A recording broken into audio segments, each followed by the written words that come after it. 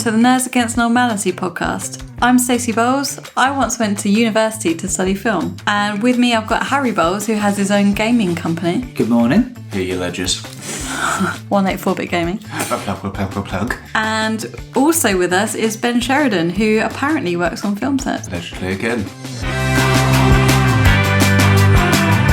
So, what have you been up to this week? So, I'd say the most fun part was our anniversary. Oh, if you remember. I didn't think you were going to say that was fun. Going on one song without going to go a few different ways there. I was going to go with the film we saw, but I thought I'd best play it safe. At the end of the day, you make my tea, so... That's the thing about I get to leave this house, but both of you two do. Yeah. We tried to get you to leave. Yeah. I've changed the lock several times. Yeah, always finding a way though. Yes, happy anniversary. Happy anniversary. That was on the 25th. It was nice. We had our little meal out. We had a dog sitter come round, your sister come round, helped us out. No, so it's the Wood anniversary at 5 years. What did you buy each other? So, of course, it's not the gifts that are important, but it sometimes is though. Obviously, yeah. So we actually got gifts that kind of coincide with each other, I guess, because I got Harry a whiskey wooden tumbler. It's very nice, very classy. very classy, like myself. Indeed. And then I bought you some engraved coasters. It's like in the shape of a jigsaw puzzle. Oh, when they go together. I thought you were going to say like some 2x4. Yeah. I bought you one of those wooden pallets you wanted. It's very nice. And then after I threw that away.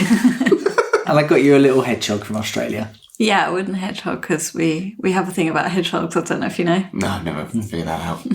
I've just clocked why your anniversary card is Woody from Toy Story. That's been playing on my mind all day. Yeah, what's funny is Harry's put wood puns throughout the card, and I didn't realise, so I just started reading it, and I was like, you spelled you wrong, like Y-E-W, and he was like, keep reading. Oh, Stace. Yeah, it was funny. Went to a nice pub for dinner. Yeah, we went there. That was good fun, bumped wasn't it? into a dog trainer. Yeah, bumped into a dog trainer.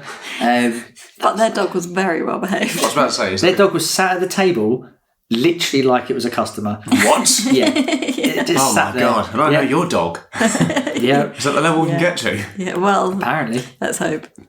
Surely though, surely you judge other. If you're a dog trainer, you judge other dog trainers based on just like the primary product, which is how well the dog's behaved.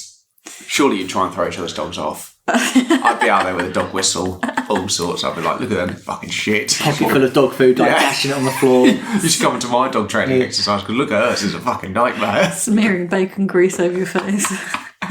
Oh, stop jumping up, stop jumping up.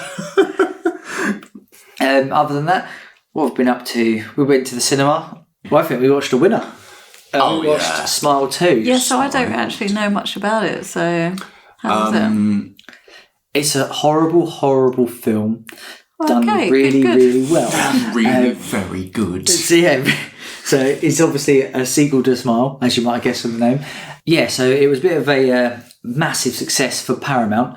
It had a low budget, absolutely rocked at the box office. I can still remember the numbers. Let me guess. Is it 15 mil? Oh, so close, 17. 17 mil, and it took, was it 270? 217, yeah. So it was made for 17 mil. And it made $200 million in profit. The original. Well, Yeah. Not this one. Yeah, but obviously that success warranted a sequel because that's how films work. And so they gave this guy, the director who is called Parker Finn. That's the chap. He got given a much bigger budget this time, and it shows. Like the scares are bigger. The whole film. The scale is just huge. Yeah, much grander. I saw the trailer, I think, with you before you went, and I never knew smiling could look so horrific. Yeah, it's haunting. It's haunting. I figured I looked up earlier because I thought surely there's when we left because. I mean, it's a big part of the film. So if someone smiles, then you're They're fucked. not normal smiles, are they? No, but they're not enhanced. No. They're actual proper. Just the actors did it. People's just normal smile. And for me, he's got quite a big mouth. I can sort of pull that off, and it's weird. Well, they got the ultimate actor in smiling. They got Jack Nicholson's son. Yeah, to play. didn't know that until you pointed him out. And when you see it, yeah. So you're not allowed to, if you smile, it's a bad thing. No. I mean, in general, yeah. Because I was going to say, you'd be all right. Only because I live with you. As their butler, I don't like when they get like this. We're not reaching that 6th year.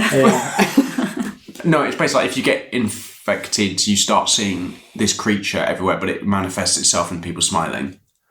So, but then it also plays tricks on you and it hallucinates things, and it's like it's done so well. Like I was saying to you earlier before this, which is I've thought about it every day. There's been a part of it in my head that I've thought about, and I thought, oh, I didn't like that. There's lots of horrible bits. Yeah. So before we went in, there was a little group, one guy and 4 or 5 girls. Yeah. Lucky guy. Yeah. You call that a win. What a chap. So they're all giving it alpha energy. They were all giving it big alpha energy, being like, oh yeah, scary films, don't even worry about it. Yeah. They were sat in our seats, I might add. But so we sat next to them. I wonder why we sat so far away. Yeah. So we sat near them, because the cinema was empty, to be fair. Yeah. So we sat there, and although the movie had lots of great scary moments, they were quickly turned into moments of laughter, because the group next to us, those alpha kids, were shitting themselves every time there was a scare. I genuinely thought one of them was going to die at one point. The guy, again, doesn't matter if the guy is the most scared out of them, but because he was giving off the most like masculine energy, the fact he was shouting the loudest and going, "Oh fuck me!" and the really just the bits when you knew it was coming as well, because we were the horror trope. Surely you knew, yeah, because it would cut to her, cut away, cut back, and it's right behind her or something like that, and he could every single time he's like, oh, oh, oh. I was like, you can't keep falling for this. He was not getting a date. No, there was no reaching into the popcorn there. No, and I did offer to settle him down. Calm down, buddy. He was not having that cost me £6 that popcorn. Yeah. Ridiculous. And then after the film, when you have, the wind down, you have a little chat about it with your pals. They're outside being like, yeah, it didn't even really get me. It was, a couple of scares here and there. And I was like, you fucking chump, you liar. Oh, you absolute liar. Nothing was good. I mean, you could have had 3 people, and nothing's better than 3 lads in their 30s shouting at this group of teenagers going like, you don't get it. You've got such a long fucking way to go. We've changed.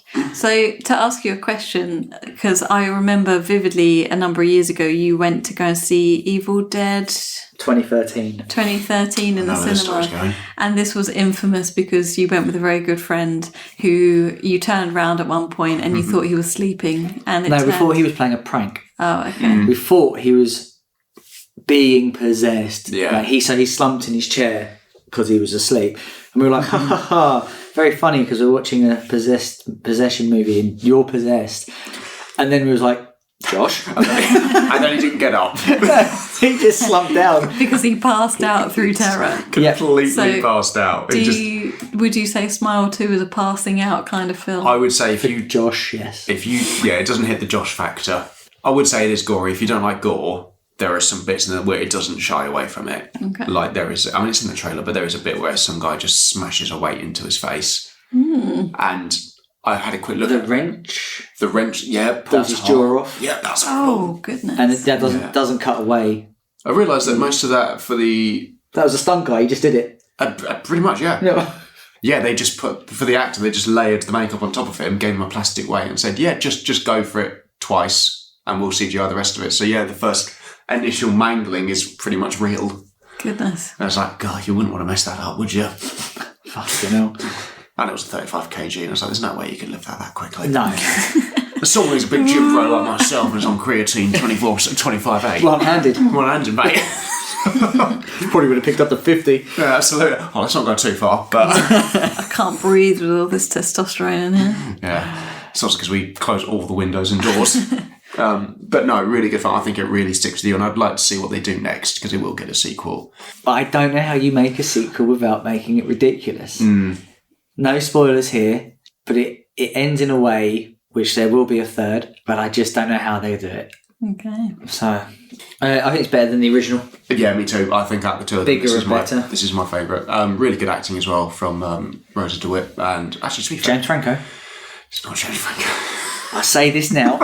You watch that film, she looks the spitting image of James Franco. She does. To the point you brought up a Reddit thread about it. I did, because I don't think you're insane. I just don't see it.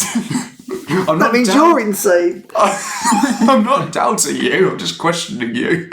What's the difference? As my employer, I'm not allowed to really talk back to you. But yeah, I think Smile 2, if you like horror films, or if you just want a good scare at Halloween, actually, first of all, listen to our reviews, but then go. Second of all, go and watch Smile 2. I'd give it a good review. I'd say the only thing I didn't like about it, and it made my blood boil, and honest to God, I could have walked after the first 5 minutes, is they have this TV is set up, and why are they watching the TV? Because they're watching the Drew show, aren't they? Which is basically Oprah, right? But whatever, that's not important. Drew below Barrymore. it, Love her. Drew Barrymore, yeah, and it's called Drew.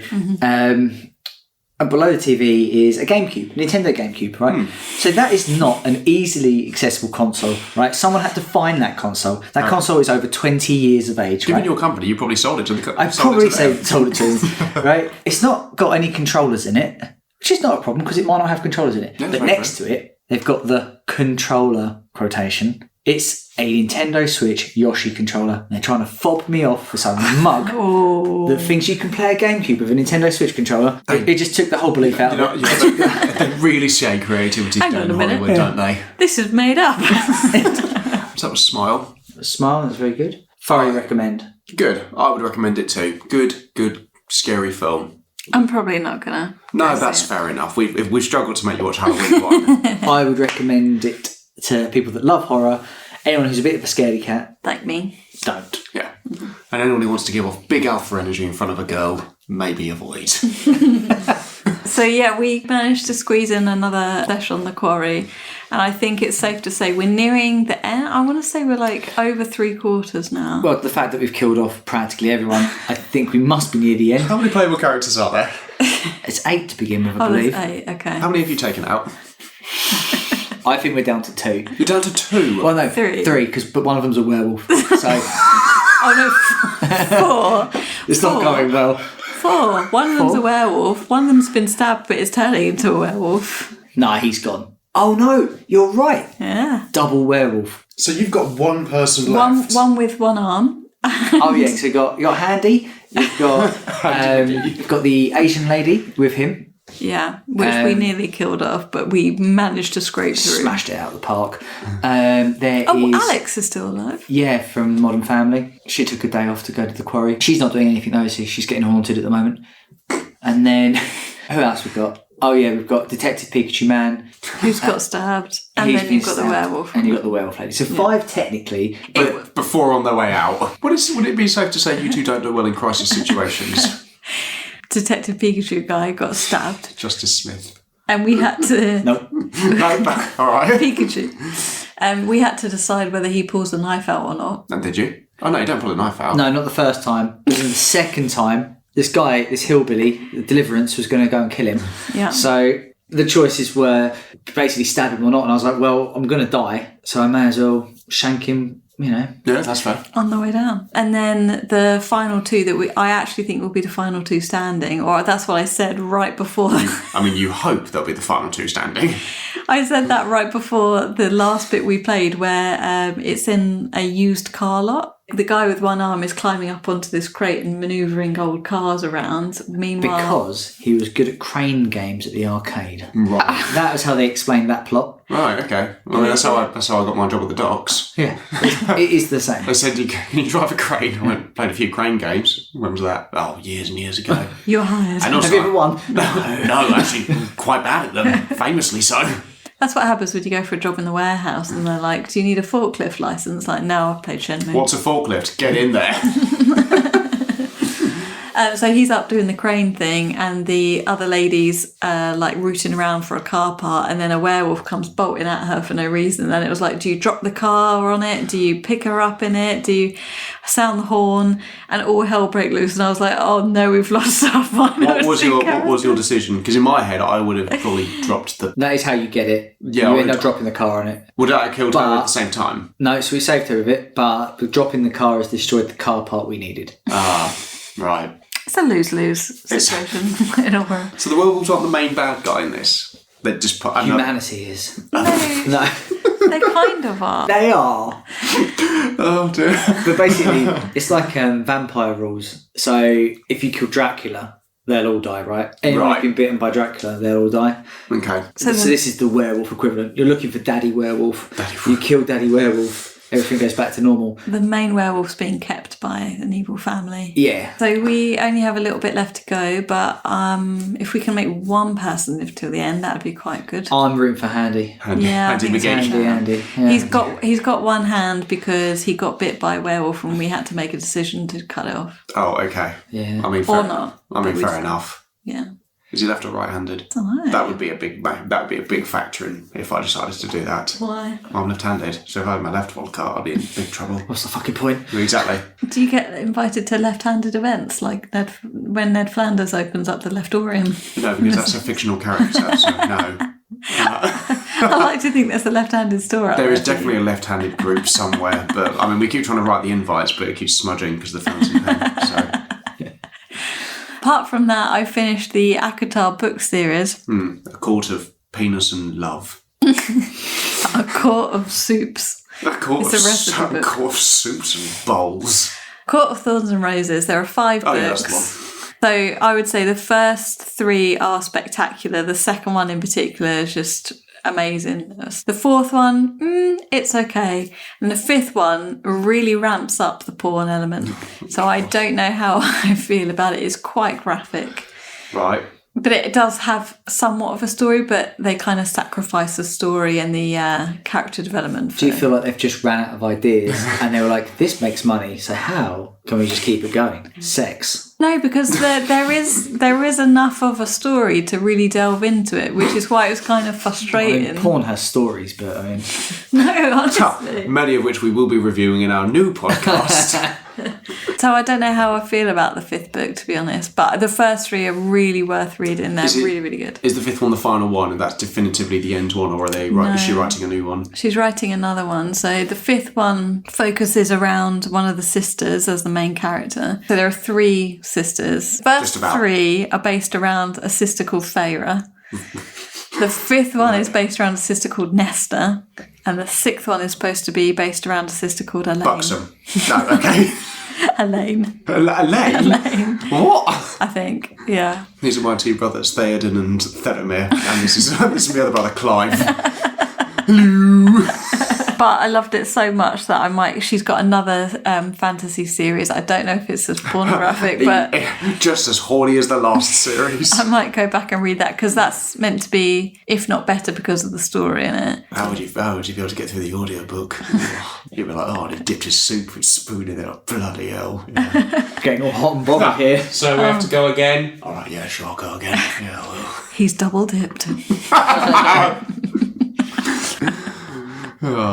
You look disgusted. This is either all going to be cut or this is going to make a really weird clip. I can see Harry's just sitting there going, God, when will they shut up? You know what I was saying earlier when I was like, I clock out when I'm not interested. You really do. Harry's actually fallen off his chair. He's just lying. I might go check on the dog. Harry's just lying on the floor staring at the ceiling right now. He's not smiling in any way at all. No. What else have we been up to? Oh, and we started Ludwig. What's Ludwig? So it's a BBC series with David Mitchell as the main character. So basically, him and his brother, they're not twins, but they look identical, don't they?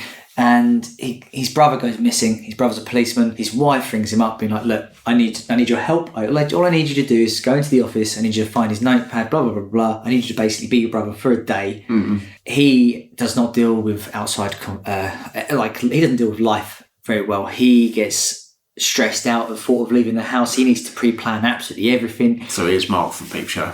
Yes, he is Mark, but I'd say on the next level. Oh God, he is David Mitchell as an exaggeration. Yes, yeah, but he's also like a master puzzler. He just solves riddles and puzzles all the time. Okay, like you see him, and he's solving his Sudokus all the time. In the first episode, there's a murder, and obviously he is not conditioned to seeing dead bodies and stuff.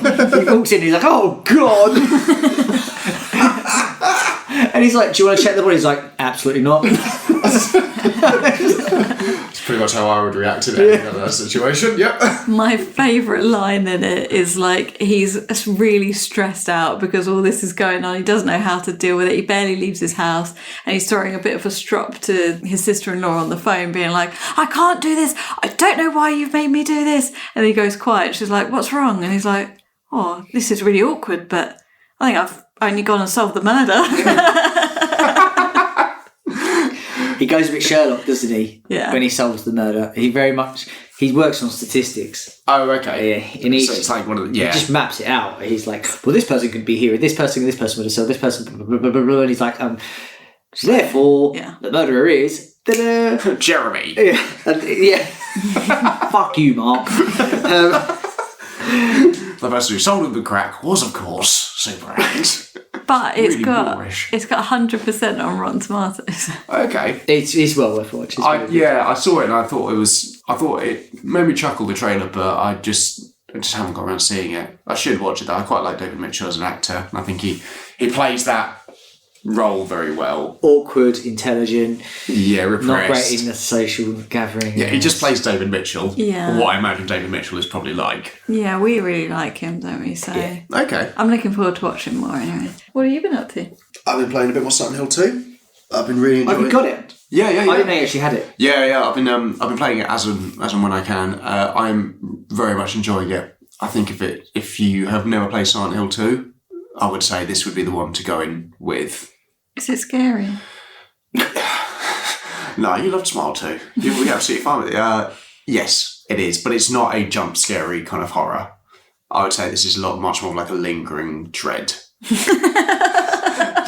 If you think it's scary, one of the endings is it was a dog. Yeah, the dog ending. The canon ending. Yeah. In my head. What? What do you mean? So in every Silent Hill game there's usually multiple endings.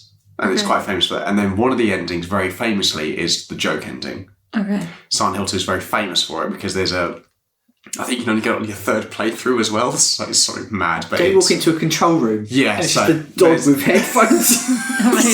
Masterminding it. It's a dog with the what's it, a Shih Tzu. Yeah. Or something like that. Or like a Shih Tzu, and it's doing the levers to control all the monsters. And James is there traumatised by the death of his wife. And he's like, it was you all along.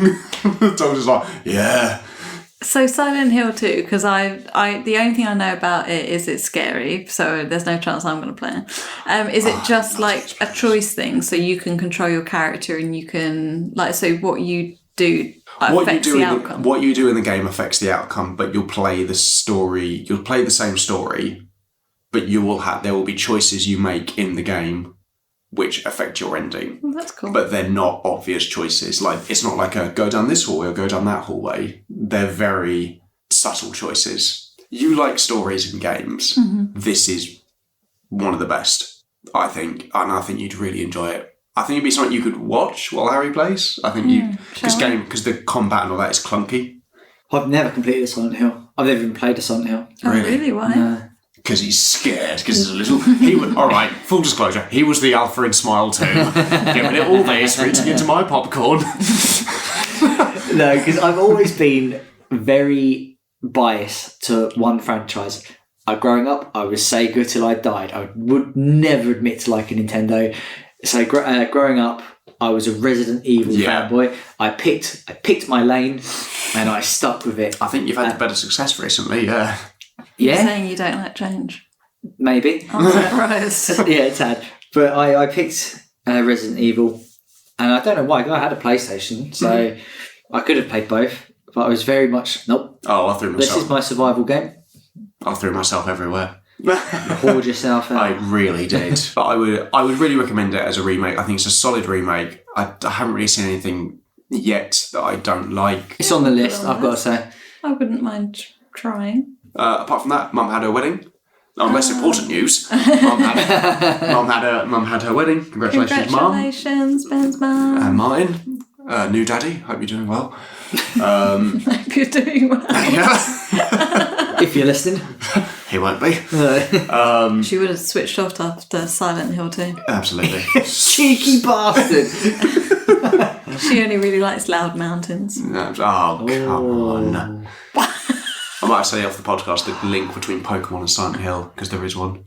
Oh, you were trying to guess what it is. I need you to guess. It's a good one. So Pokemon Red originally had a ghost type. Obviously the ghost Pokemon, they're like what? Casper and Chansey and Ghastly and... Casper. I can't remember his name. What's the friendly Pokemon? What is it? Ghastly. Gurge. Gertrude. Oh, help us out. Casper, get Gertrude. We're going home. What would Gertrude's I've got name this. sound It's- like? Gertrude. Big woman. Gertrude. It's not slow. Hang on, it's Gasly, Gengar. But you've missed an evolution. I know. Hang on. Haunter. Yeah, thank you. Sorry, what was it called? Haunter. Haunter. Thank you very much. That's exactly what I said. Yep. Yeah, I'm just saying it back to you. So there was the first place. What move would it have? Complain. Gertrude. Complain. Speak to manager. That's not just all women's names. Is it? Oh, it's so effective though. I feel like Gertrude's move would be like, so they're picking up a bun and launching it at you. Picking up a bun. Yeah. Like a hot cross bun. Yeah. Gertrude's special move is a hot cross bun. Yeah. Anyway. Back in the room. I'm back in the room. So Pokemon Red used to have, the first time they're going to introduce the ghost Pokemon was going to be in a town laden with fog, and it was called Silent Hill. And then when the PlayStation... Silent Hill 1 came out, and they went, so I think it got changed to something like the Quiet Mountain, and then they cut it entirely. That does... Yeah, there is I a... thought it was Lavender Town, isn't it? Well, the haunted place. There is a haunted place in Pokemon Red. Yeah. Yeah. Again, someone's going to have to fact check me on it. No, I've heard that before. Yes, I there have was heard there that was before. generally a was going to be the town of Silent Hill in Pokemon, and a lot of people still think that's canon.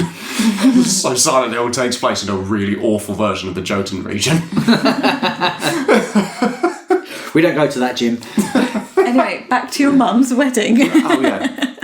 So my mum Gertrude was, Throwing hot cross buns everywhere. and it was 1 penny, 2 penny. Not a free hot cross bun bar. No. And I said, it's fine, she hasn't got any daughters. Oh no!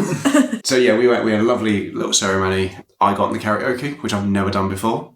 Yeah. Smashed out Mr. Brightside. Nice. I thought I smashed out Mr. Brightside. Yeah. Did anyone confirm this? Did anyone film it? A few people did film it, yeah. Excellent news. Oh, that's going Look on forward the to the socials. socials. I get 1 veto a year.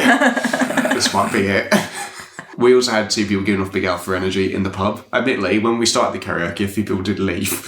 About 7 people leave the pub, but it's not a big pub. What was that? 7 people from the wedding.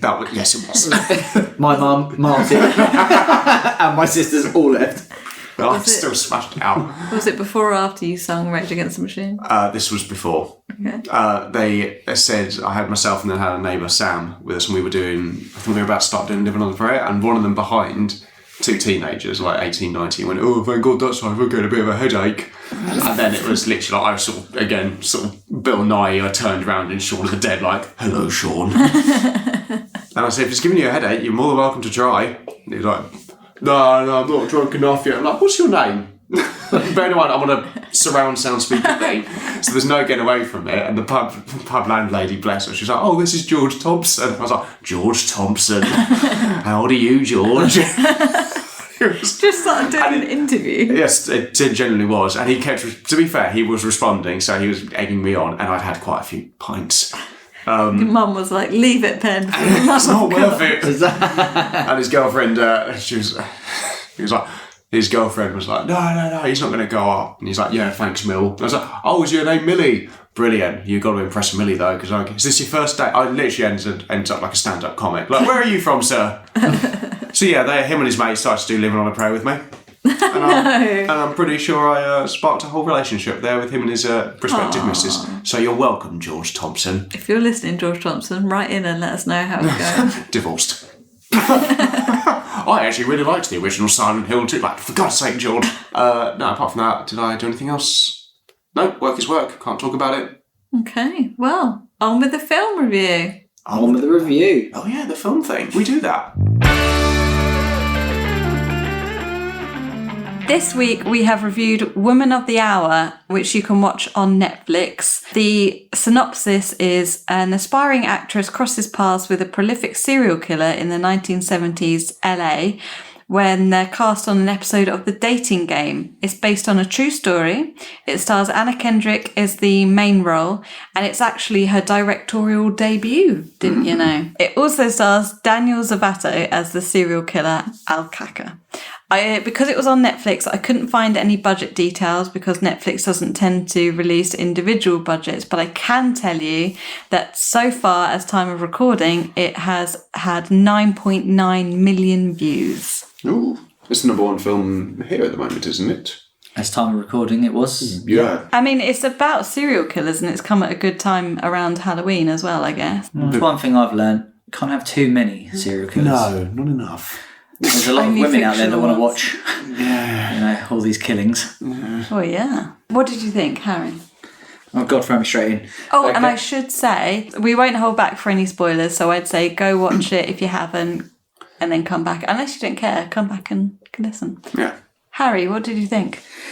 Well, obviously we watched it as it was intended in 94 segments because our puppy was just an absolute cunt. I timed it, and it took us longer looking after the puppy than it did to watch the film's runtime. Which is 90 odd minutes. 90 minutes, a good tight 90 minutes. She really enjoyed it. She was adding to the tension with the amount of wee that she needed To to the frustration.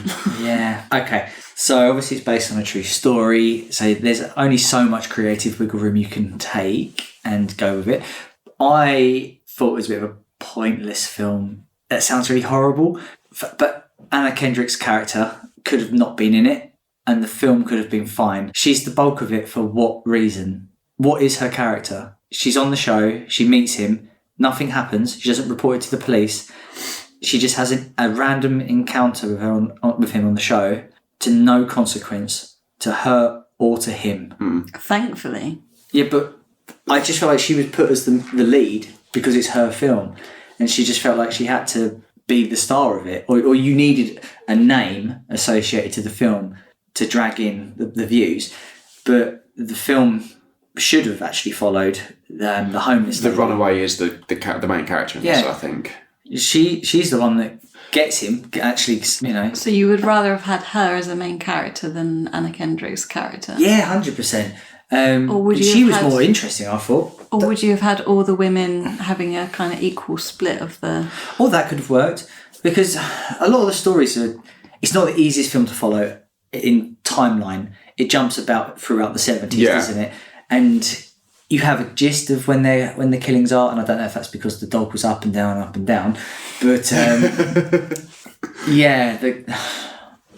it wasn't for me.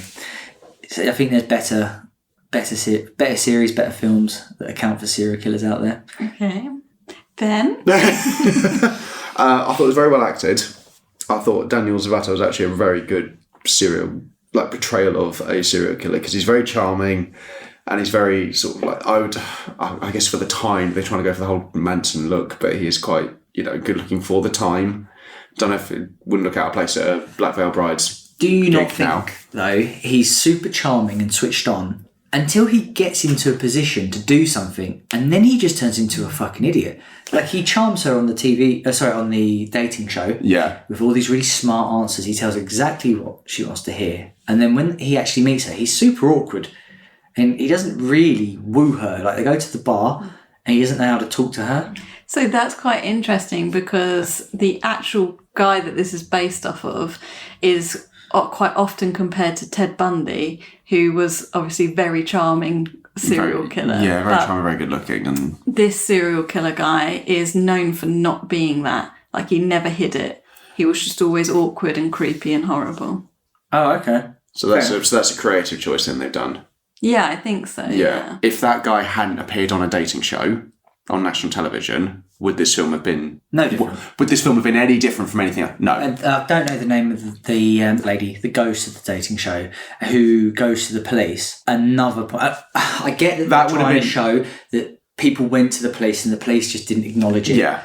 I get that. But she eats up, I'm going to say, 15 minutes of screen time, which is... For a 90-minute could have been taken out. For a 90-minute film, that's a lot of screen time. But also, nothing happens with those characters, and it's annoying to say, because clearly the point is nothing happens. But there's a difference between nothing happening in real life with that and nothing happening in a film. Because if that character's not there to kind of push the story along or do anything, then again, that was a character that could have been, I think should have maybe been the main character in this. Like, she goes to watch a dating show, Jesus Christ, that guy who killed her friend is in the show. And I think it could have been something along those lines of like, how do I get people to realise that this person is not who they said he was? I thought she was going to break into the office and steal a file, or she was going to confront him or confront her like live on air. But yeah, like, I think that if this serial killer, who was obviously real and obviously did some terrible, awful things, if it hadn't appeared on a dating show, I don't really think it would have been a story it wouldn't have made a film story. I think it's the lure, because the trailer shows it's all about the dating show, it's all about that, and I think that's what gets people going, oh my god, there was a murderer on a dating show, and they make that the main pull, when that's not what gets him caught whatsoever. No. It just so happens to be that he ended up going on a dating show. That was just a footnote in his story. Yeah. Well, I have to disagree with you both. Yeah, I was going to say, what did you think of it, Stacey? Full disclosure, you're a huge Anna Kendrick fan. Who isn't? So am I. She is very good.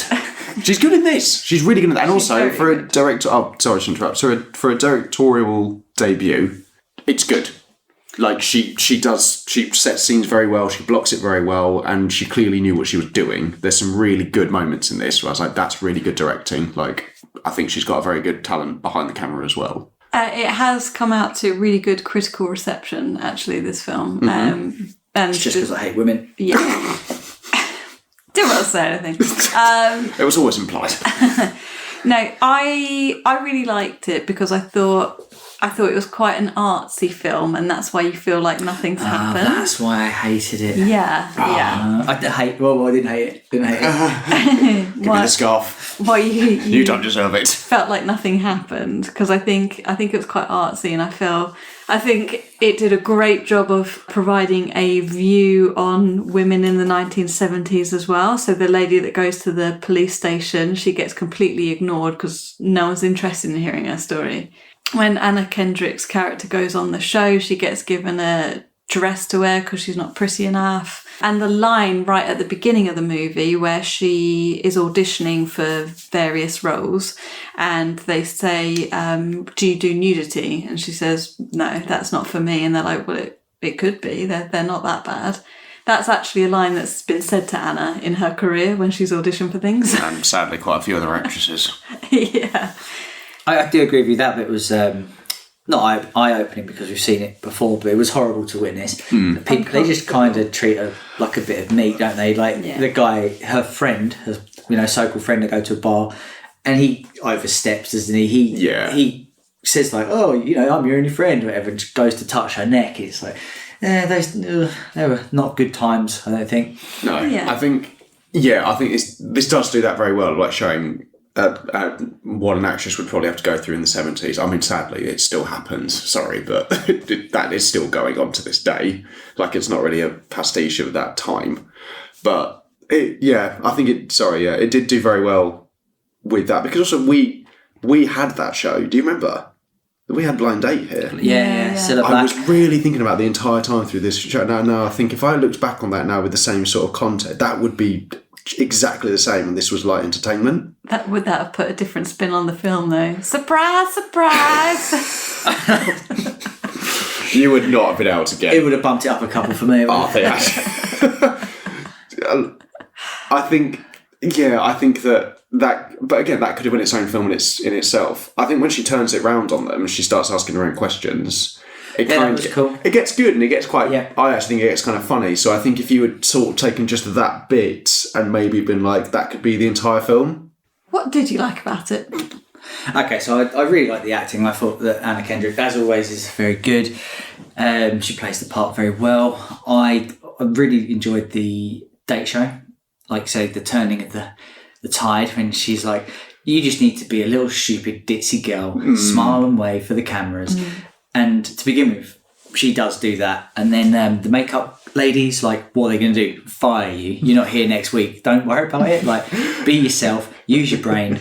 Watch the men squirm. And that was good, especially, like, the first guy. He's a moron, right?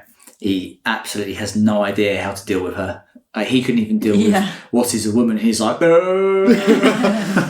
mean, to be fair, we've all struggled with that. We've all been there. I've tried dating. Yeah. I did like that. And I liked a lot of the, like you say, a lot of the ideas. I think having a movie from the perspective of the woman who actually got him caught would have been really good.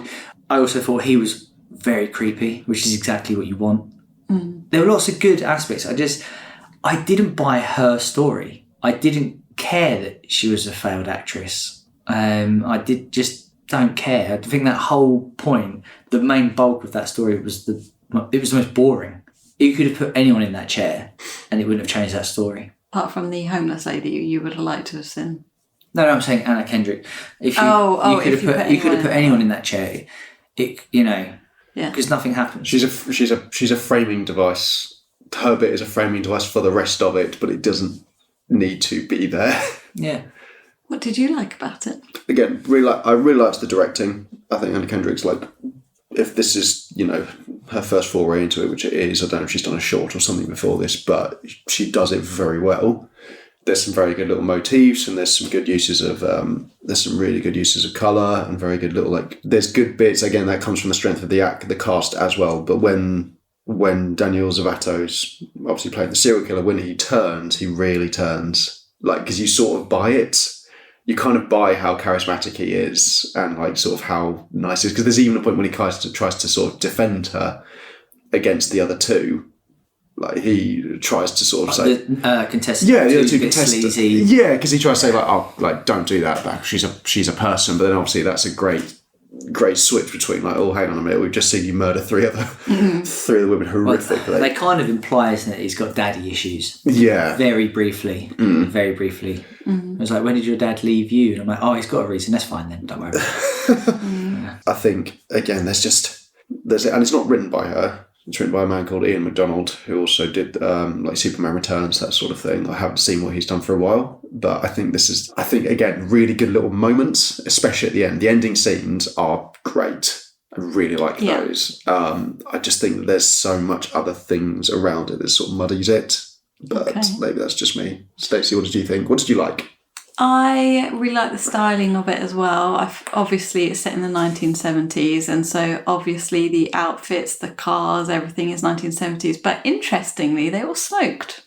Well, was that not invented in the 70s? No, but usually, even though you're portraying an older time period, there was a period of film where they didn't show people smoking, I'm sure, because they didn't want to, encourage it and stuff, but they went full out. I was surprised to see people smoking in it.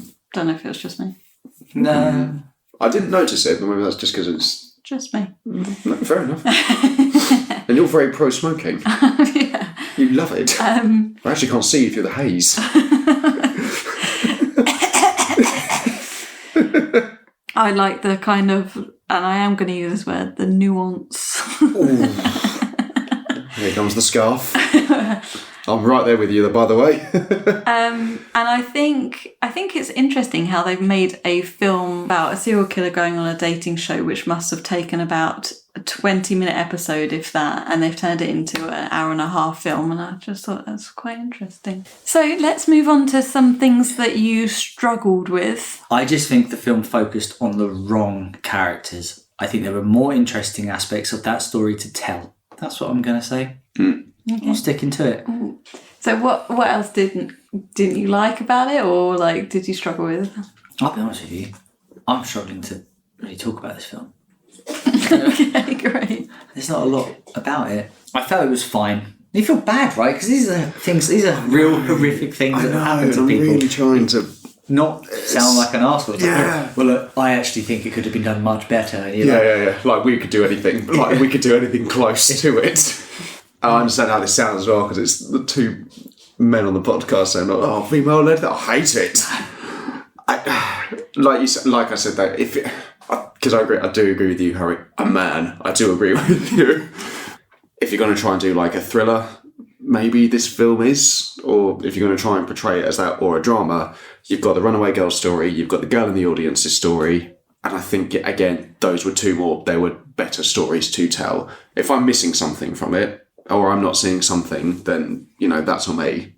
But, yeah, I just think that if you were to pitch that as a story to me, if you were to pitch it as like Anna Kendricks' character story, I would have been a bit like, I think there's more interesting things in this than her point of view. Could you glam it up? And I know you probably shouldn't because it wouldn't be accurate, but Hollywooding it a little bit by making her the person that captures him would have maybe made a more satisfying ending. Yeah. Because her story wraps up and you're like, oh, that's strange. And then it just kind of cuts to the other girl's story who then gets him. And I was like, that's strange. You've got two endings. Mm. Do you think that this film was a thriller, or do you think it was a drama, or what would you class it as? I don't know, because I don't know if Finn knows what it is either. I guess thriller, because he's so creepy. I'm not sure I would say it had like loads of tension in it. That's the only thing. And you know that he's going to kill people because you know what the premise is. Yeah. I had never heard of the serial killer. No, true. So maybe that's what it does good. Does good. That was poor English. Maybe that's what it does well. Yeah.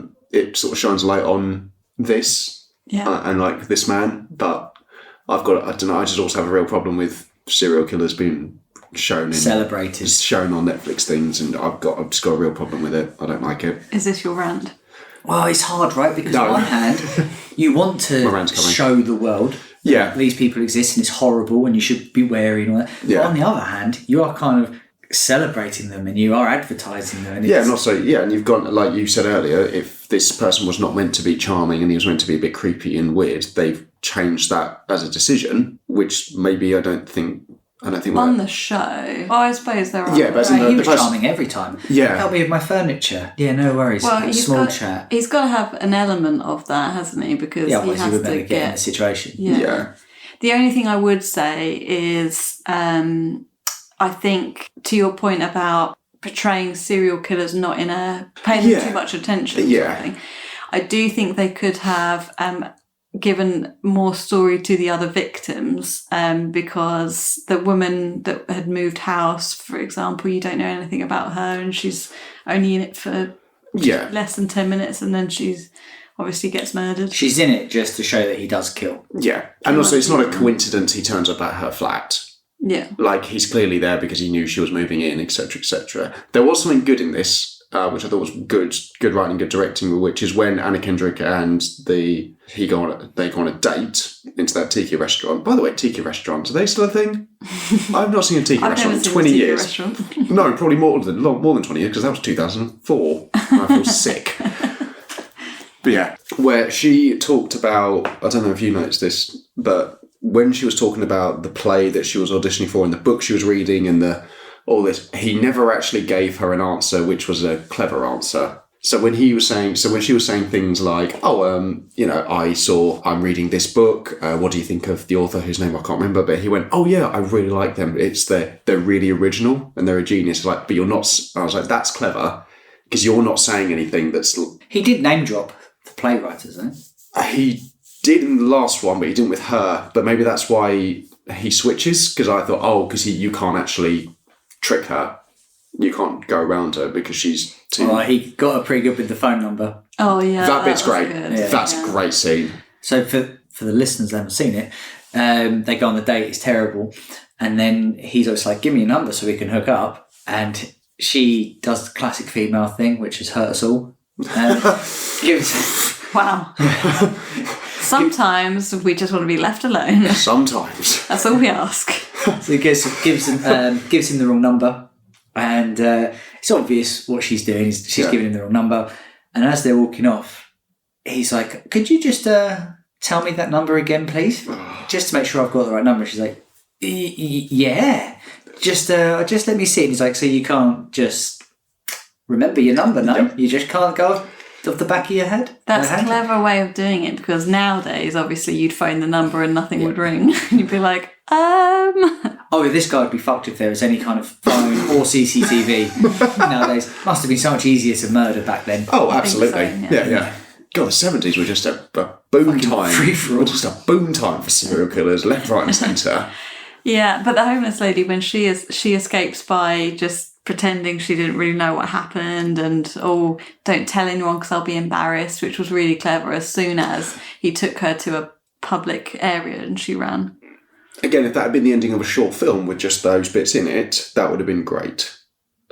Or they had extended her story more because she was the one who caught him. I assume. I don't know if the actual case happened exactly like that, but Well, he got released on bail, didn't he? And then went and murdered again. very chilling, ending cruel. So go on then. What's your rant? When you have two makeup artists in the show and they're doing all the stuff between takes, first of all, really long commercial breaks. It was the same commercial, Campbell Soup. How long were Campbell Soup adverts? Campbell Soup must have been the fucking hot. This was back in the day when Campbell Soup owned half of America. Is this because of Andy Warhol? That just took off from there. Really long commercial breaks. And also shout out to the poor crew that had to run around and fix all that sort of stuff. Because it's happened and it gave me a lot of flashbacks. Two makeup artists, no costume, no wardrobe. Strange. Weird for that. What do you mean? Well, usually you would have, in the biz, as you were, you would have two... What's that? In the drugs trade, okay. you would have your wardrobe and your makeup artists, but there was no wardrobe with her who would be going in with the lint roller and rolling that all down. So for that, that's why I hate this film, because it's inaccurate. I can buy a serial killer appearing on a dating show because this was the 70s. I cannot abide by no wardrobe, which means continuity was a nightmare. I cannot have it. Okay, so before I go into the facts, do you give it Nan approval? No. Not Nan approved for you? No.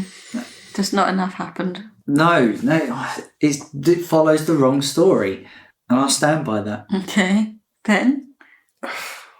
You know you've got the deciding vote, that's the problem. Oh, I do. Yeah, I'll say I do Nan approve it because I did find it really interesting. It's something I didn't know about before and I thought it was a really good debut from Anna Kendricks. Oh. No pressure. Yeah, cheers. Not dead air. Sorry. I say like this has got any weight on anything. Oh, no. Suddenly Anna Kendricks going to read this like, oh my god, no, it's amazing. Said what? I know, sorry Anna. We won't again. This has more tension than your decision on the spaceship episode. Well, I'm about to annoy everyone again. I'm going to say Nan approved. Nan approved. I'm going to approve it because it's a very good debut. Scrapes the Nan approval, I'd say. I would say, just gets over the line. Okay, so because this is based on a true story, obviously at the end of the film, you've got the titles up telling you kind of what happened. I will just give you a little bit more detail about the actual true story and see whether it changes your opinion. As a question, do you like true crime? Are you a big true crime fan? Yes. Okay. And I find serial killers very interesting just because it's the psychology of it and why would you and what drives someone to do that. Okay. So the serial killer, Al-Kaka, he committed his first known murder in 1971. And then he went on to continue murdering between 1977 and 79. As it says at the end of the film, he's officially tied to, well, actually, my notes say he's tied to 8 murders of women and girls, but the film recorded 7. But they think that he might have actually killed up to 130 people. In 1978, so that's in the middle of his killing spree, between 77 and 79, is when he went on the dating game. Producers never did a background check on him. If they had, they would have discovered that he'd already served 34 months in prison for brutal assault. Why is that not brought up? Yeah, this sort of stuff. Yeah, this is the thing, like... That would have been interesting. There's more interesting stuff around this, so put that in the film. Because they allude to that in the titles at the end, don't they? That he'd been in prison and then he came out and murdered again. So the prison thing that we read at the end... Yeah. That was him getting arrested after the homeless lady got in prison. Then he got put on bail and murdered again. That's where I read it. Yeah. So I think in reality, he only served prison time for brutal assault. Oh, was this before he went on the dating game? Yeah. So he served 34 months before going on the show? Yeah, so the homeless lady would have been that assault, brutal assault. Oh, was it? Really? I thought that happened after. I assume. That's how I thought the homeless lady story happened after the dating game. I think that's the way the film was showing it, but I think in reality it wasn't. And then he went on the dating show. They never did a background check on him. And he So then the film never shows him actually getting caught. No. And then he killed his final victim in 1979, which was just a 12-year-old girl who he kidnapped on her walk home from a ballet class. So Doesn't sound like he has like a particular victim. You know, like Bundy had a particular person he would go after. Yeah. This guy seemed to be a bit as long as they're women and girls, yeah. I know very little about serial killers, so I'll take what you two say as the word. So he wasn't convicted until he got arrested in 1979 and convicted in 1980 just based on a police sketch that was released at the time and someone recognised him. But he got his conviction overturned. He got retried in 1986. He got found guilty again. He didn't actually get convicted properly until 2010. Oh, wow. Oh my God. He remained in prison the whole time, but he was trialed and it was overturned. He was trialed again, it was overturned, etc., etc. You'd have thought we'd have heard about this, right? You really think we would have? He finally got sentenced to death in 2010 for the third and last trial that he had. He was serving time on death row in California, but he died of natural causes at age 77 before he could be executed. The irony. Brilliant. Can you imagine what the families would have gone through having his trial that's overturned? fair. But there was a bit in the ending crawl which says the homeless girl turned up again to testify. To the court, yeah, which isn't in my notes, but I can only assume that maybe she did in one of the trials to help convict. It would have been because it said 30 years later. So that would be 2010. Yeah. So okay. And that would have been, And she hit the final nail in his coffin. I'm sure there are interesting elements to this story. Really is, isn't Why there? did they pick the dating aspect of it? Also, if what you're saying is right, that the homeless girl's situation was before the dating game, this doesn't wrap up very cleanly for me. Yeah. I'd have to rewatch the dates because obviously watching it with the dog, it was very hard to keep on top of what dates were what. Yeah. So maybe we've got it all completely wrong. Maybe it's the best film of the year. Maybe I'm just wrong. I hope so. So, did any of the facts change your opinion of the film? I think if anything, it's made it worse. Okay. Because there's so many interesting things that could have been put in this film, and they focused on the worst. Yeah, short answer, no. No, I don't think it's changed anything. I think it would have been if you'd started with the homeless girl, his capture. I think if the film had started with that moment, because that was a really good. If she had started when she woke up and she was tied up, and that was the start of the film, great opening.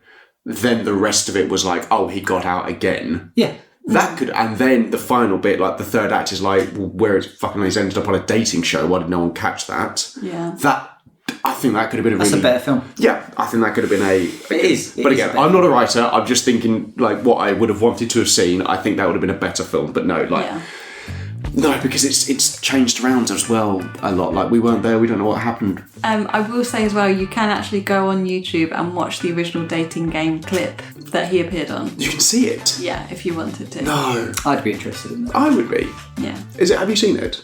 No. No. I wonder if it's similar to how they've made the set look. And I wonder if the costumes and the set are similar. So on that note, it's just about N.a.N approved. So I am going to take us out. We've been Nerds Against Normality. Thanks for hanging with us. Catch all our latest episodes every Thursday, wherever you get your podcasts from. Please follow, rate and like us on social media for more exclusive content. And if you wanted to complain more about Ben's opinions or you have something you want us to review, then keep it to yourself. Please email us at nerdsagainstnormalitypod@outlook.com. Thank you, bye! Bye! Have a good one.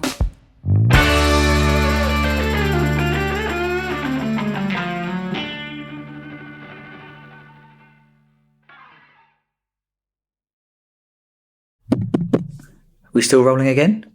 Yep, still rolling. So, just like last week, we'll be bringing up an interesting fact about Ben, as he didn't realise last week that we recorded one about him, so clearly he's still not listening to the podcast. So, he doesn't want people to know this, but Ben's absolute favourite film is the Fantastic Four remake. He claims it is the peak of the MCU. He's just too afraid to admit it on the pod. Until next week's kids.